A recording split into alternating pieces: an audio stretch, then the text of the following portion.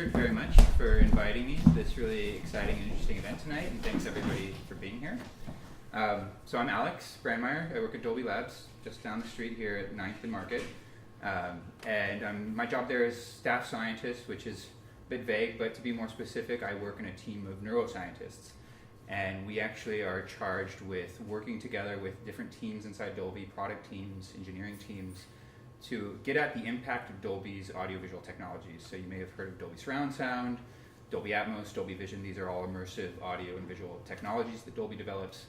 And really the goal behind these technologies is to create an enhanced sense of realism in the types of entertainment experiences that they serve.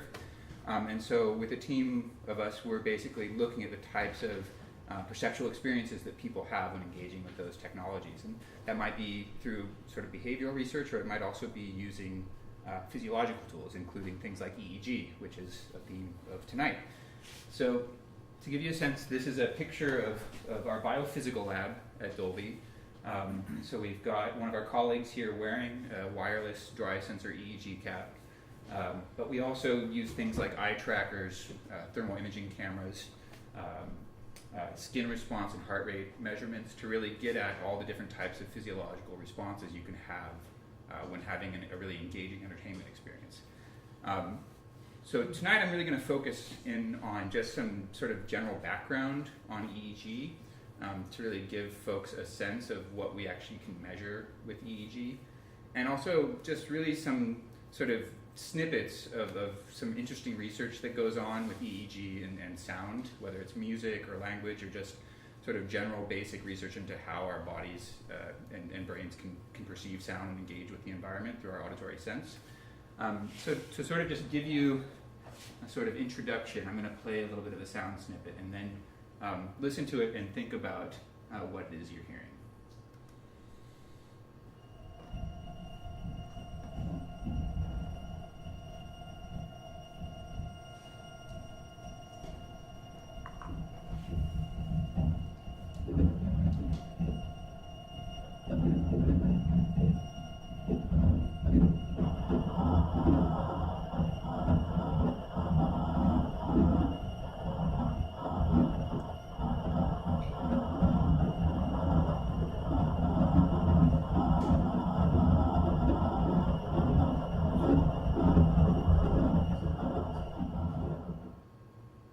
So that's actually an EEG signal that's been sonified. So this was actually part of a project that was done a few years back in the Netherlands, which is where I did my graduate studies. And so my PhD project was part of a large consortium research project in the Netherlands called BrainGain. And the idea behind this research project was to explore new possibilities for brain-computer interfacing. So brain-computer interfaces, I'll talk about a little bit more, but like Richard said, it's this idea that we can actually use measurements of brain activity to steer systems, whether it be, for instance, a communication interface for somebody who's lost their ability to communicate using other means, or to do something more creative, like control a musical performance, or to engage with some type of daily technology in our lives through using different measures of the types of states that our bodies and our minds are in. So in this sort of consortium project, there was a final event where we actually had something called the Night of the Brain. And one of the things we did was actually set up a couple of EEG measurement stations, actually using Emotiv Epoch headsets. And what was done was we actually then streamed the data from the Emotiv headsets, upsampled that into the range of standard audio presentation, and then we used some pitch shifting algorithms to actually shift the frequencies of the EEG data into the audible range. And so what you were listening to, you could actually hear sort of different types of amplitude modulation, different sound characteristics that really correspond to different patterns of oscillatory activity that are typical of ongoing EEG signals. And so we set this up and we let people from the public, it was a public event, and people could come and sit and put on their headsets and actually listen to their own brainwaves. So it's just a fun example. But the interesting thing about something like that is that there's actually real applications of that. So for instance, in the medical world, sonifying physiological signals is something we're familiar with. So everyone knows the sound of an EKG heart rate. But in the case of people with severe epilepsy, using something like EEG sonification actually can give medical caregivers just enough advance warning that somebody's actually undergoing a severe epileptic stroke. So that's just one sort of interesting application of sort of a relatively straightforward way of dealing and working with EEG data. So to get into EEG, I mean, obviously folks have been working with the Emotiv headsets back there. Probably a lot of people are familiar with EEG. But just to give some sort of background, I think everyone's familiar with the idea of maybe brainwave measurements. So you have a cap, you have some electrodes that are placed on the scalp, and then you're able to pick up very small electrical currents that are generated by the central nervous system using those different locations on the scalp as measurement sites. And so typically what you'll see is something like this sort of middle plot where you've got, in this case I think something like 16 locations. Typically in clinical settings it can be 8, 16, 32, 64 electrodes, or even more for different types of research applications. And then when you actually think about EEG signals, there's sort of two ways to think about what's happening in EEG. So sort of the standard historical aspect, or at least one of the initial ways of looking at EEG was to think about oscillations. So actually the first person to carry out EEG research was a guy named Hans Berger back in Germany in the 20s. And sort of one of the first things he characterized in EEG was what's called the alpha wave, and so that's actually the basis of tonight's performance. And it's one of the most readily recognized signals in EEG, and it can be easily produced by most individuals just by closing your eyes. So when you close your eyes, you'll see this sort of about 10 hertz, so 10 times per second oscillation over sites sort of above the visual cortex, so the back of the head. But EEG signals basically spread across the whole scalp. So what it lacks in spatial resolution, things like fMRI can tell you more specifically about what's happening in specific brain structures. EEG makes up for in temporal resolution. So you have very good timing resolution in terms of when events inside the brain are occurring relative to some type of experimental design, some type of stimulus. And so another way to think about EEG and sort of one of the main focuses of some of the work I've done in the past is using what's called event-related potentials. And so in this approach, what you can do is essentially measure a repeated stimulus, so maybe a sound or a visual event, or some type of task performance, so reacting to a particular stimulus, shifting your attention to a particular stimulus in a set of stimuli. And by doing this multiple times, you can take individual segments of data that are time-locked to this event of interest and create an averaged waveform. And these averaged waveforms, typically in the case of sensory events, contain a series of characteristic peaks. So sort of positive and negative peaks progressing in time, typically in the first few hundred milliseconds following some type of event. The very interesting thing about these peaks is that they actually correspond to activity generated by specific regions of the brain. So in the case of an auditory evoked potential, the N1 component, I don't know if you guys can see the labels up there, but is a component that's generated by the primary and secondary regions of the auditory cortex. And you can actually, using different types of techniques, we were just talking about this earlier, you can measure even activity in the brain stem using higher sampling rates and increased repetitions. And so this is a technique that can actually be used to diagnose certain types of disorders. But in the world of cognitive and sensory research, these sort of cortical responses are the typical domain of where research takes place. And so, as we'll see in just a little bit here, you can actually look at individual differences between different groups of people, like musicians and non-musicians, and show characteristic differences in how their brains respond to sounds using these types of measurements. And so the interesting thing also is that, getting more sophisticated, you can actually characterize things that are like event-related spectral perturbations. So you can actually look at how changes and oscillations play out over the course of time using things like time frequency representations. So I'm going to cover all of this a bit, but I think another interesting thing to introduce at this point is the idea of closed-loop neuroimaging. So brain-computer interfaces are one type of closed-loop neuroimaging. So essentially the idea is that you're doing some type of measurement, doing some analysis, and then generating an output on the basis of that analysis and feeding it back to the user. So I don't know, how many people have heard of brain-computer interfaces before tonight? Great, okay, so people are pretty familiar. So do you guys know about like P300 spellers? Yeah, more or less. I'll explain. So back in the late 80s was sort of one of the first instances where people started thinking about how you could use EEG to actually control a system. There's been closed loop applications like neurofeedback proceeding since the 70s, but it was really in the 80s. As far as I know, some of the first BCI research was done by these guys, Farewell and Donchin. And they created essentially what's called the first P300 speller. And the idea, so a P300 response is another later cognitive component of these event-related potentials that I just talked about. And this is a response that happens when some stimulus of interest or an unexpected stimulus is presented and essentially pops out from a mixture of other stimuli.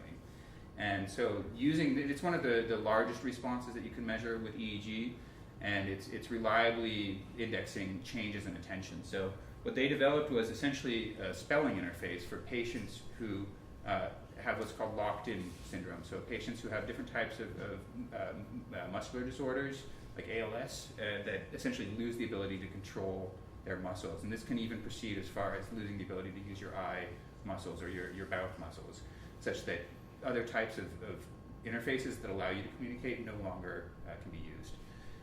So they developed a system where essentially it's a grid of letters. It can also be presented as a set of words. And these words are flashed in a pseudo-random order. And using the known timing of those events, it's possible to derive from the EEG data essentially when the letter or the word of interest has been presented based on the basis of the P300 response.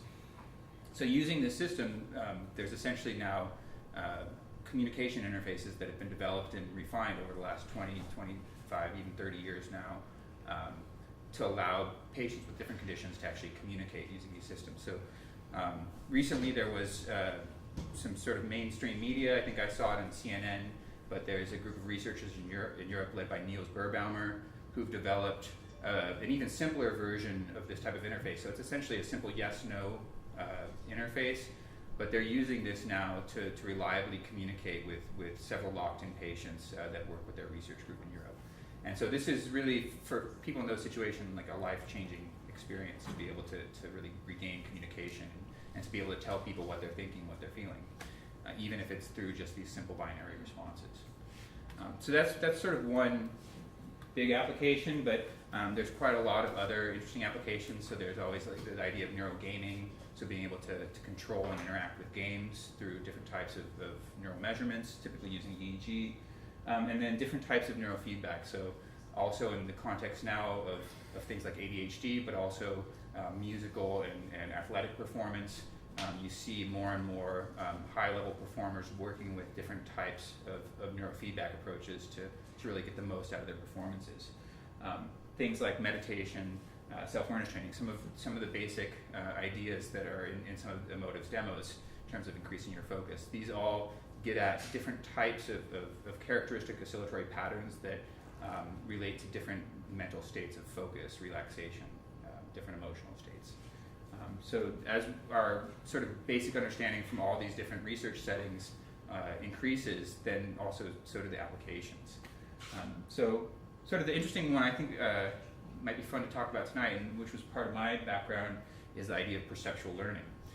And how can we use neurofeedback or closed-loop BCI type applications or techniques to enhance perceptual learning.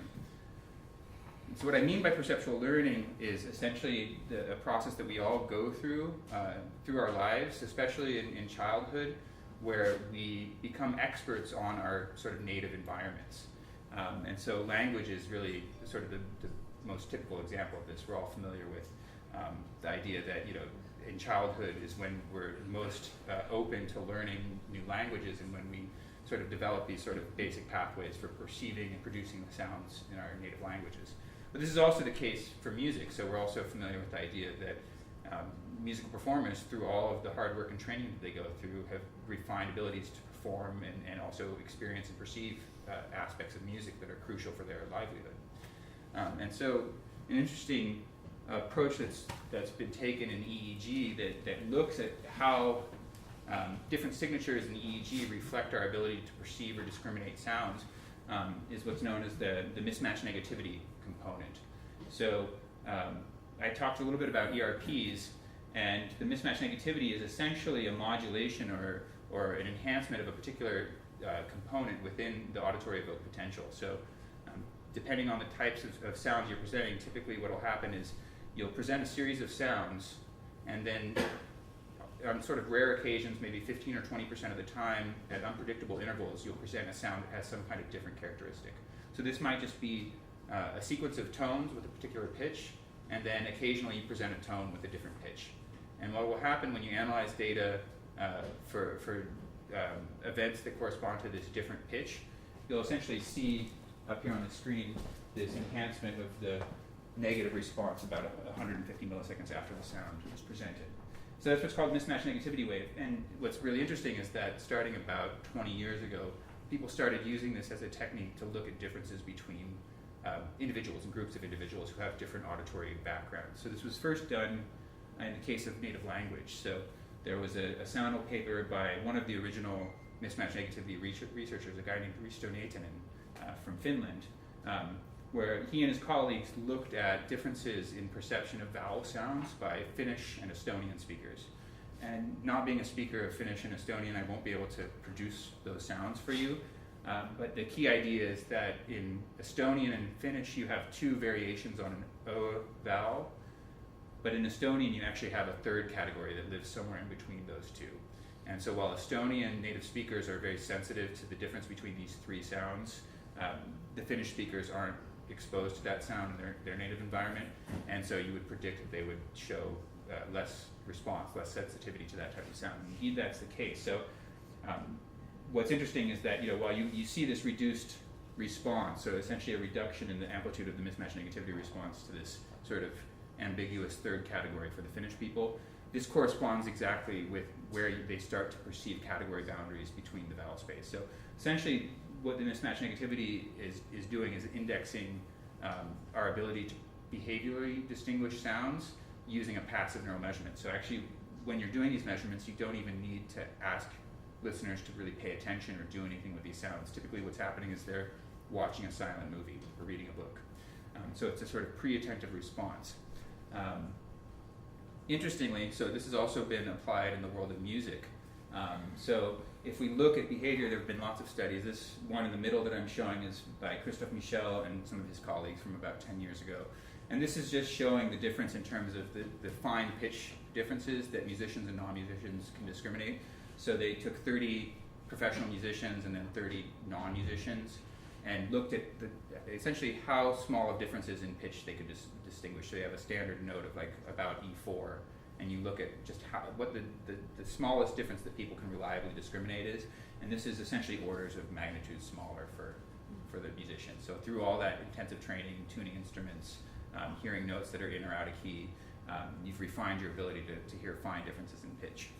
And the interesting thing then is that another study done by researchers in Germany led by Stefan Kulisch, back also about almost 20 years ago now, used this mismatch negativity paradigm to show these differences at a neural level in terms of the types of responses you see in professional musicians versus musical novices when you present these very small differences in tuning. So what they actually did, I'll play it for you guys and you'll get a sense of how small these differences are, is they played a series of major triads where occasionally the major third note would be just slightly out of tune. So let's see if you guys can hear which one's out of tune.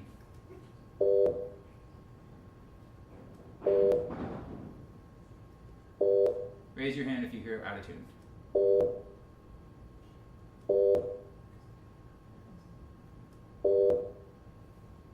Yeah, so it's this is the out of tune one. So this is incredibly small. This is like a difference of about 3 hertz for yeah. So apologies to the violinists. Apologies to the violinists in the room. But so I mean this was done with 30 professional this was a small one. The first study was 30. This was just 10 professional violinists and then 10 musical novices. But so this is the interesting thing is that for some groups of people you're actually getting so good at perceiving these differences that you actually can pick up on that small of a difference and it's reflected in our brain activity. So the interesting idea that's come up in the past, 6 or 7 years. So I mean I started my PhD back in late 2009. So the idea is, sort of using some of the techniques that are part of the BCI, EEG BCI paradigm. So this typically involves things like machine learning, learning to be able to classify differences between responses at the single trial level, as opposed to using the averaging methods that are typically used with ERP research. The idea was to see whether or not you could actually develop feedback paradigms based on measurements of these differences and enhance people's ability to perceive different types of sounds that aren't part of their repertoire. So whether it's musical training or learning a new language, can you develop a feedback paradigm using measurements of these types of responses? And in the last several years, there have been quite at least 2 published studies and work that we did also that's still in preparation for publication, but essentially showing that by undergoing different types of neurofeedback training over the course of 4, 5, 10 days, both in the visual domain, so there was a great study by Shibata and colleagues, this is 6 years ago now, using fMRI in visual tasks, but now also Chang and colleagues have shown with the mismatch negativity paradigm, we've also shown some things in terms of modulation of these responses that essentially these types of neurofeedback approaches can work. So you can actually modulate these specific responses, and in the case of Chang et al., they were actually able to show improvements in people's frequency discrimination ability after 5 days of this neurofeedback training. So this is just sort of one interesting approach you can think about in terms of closing the loop.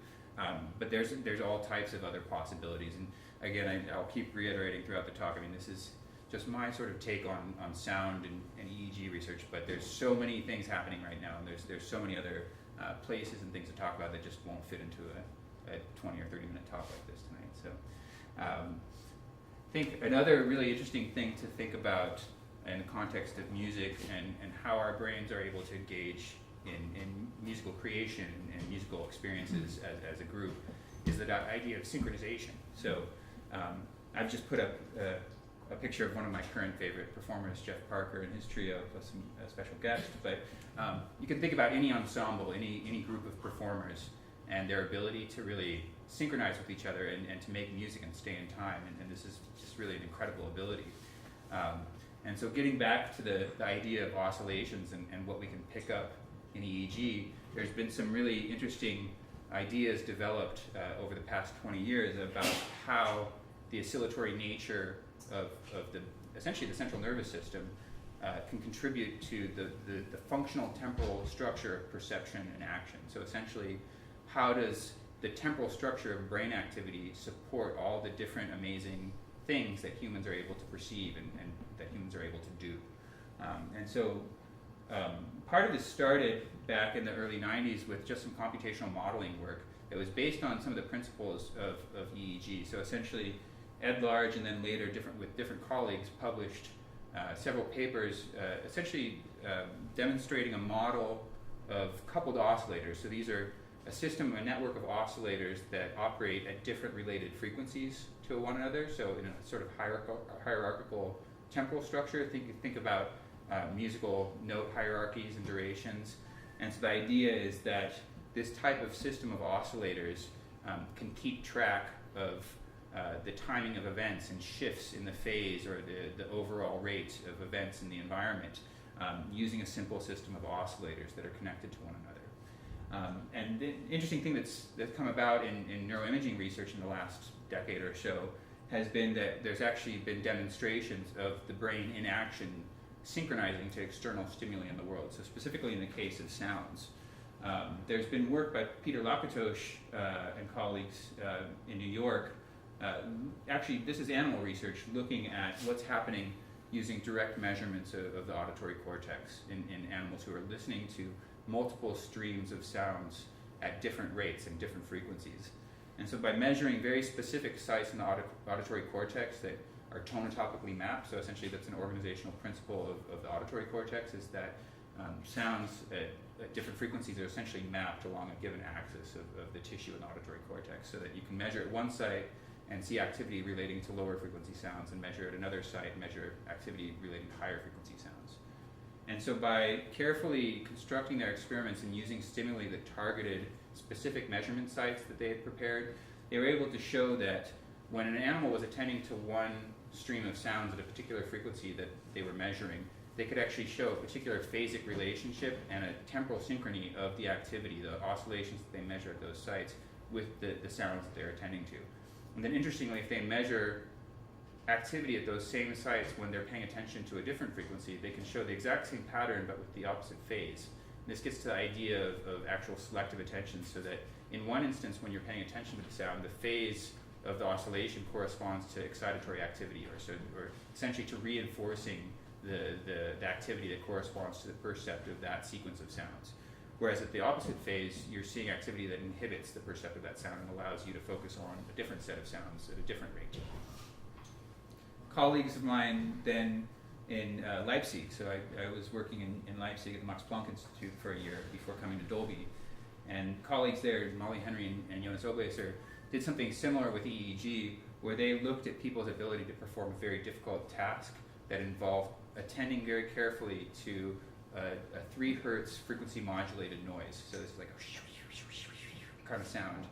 And in that sound they would embed very small gaps, and so someone would have to listen very carefully and respond whenever they heard a small gap in that sound. And the interesting thing that they were able to show there was that not only were they able to show an entrainment of all of their participants' brain activity to this 3 hertz stimulus, but interestingly enough, they were able to show that different individuals entrained at different phases.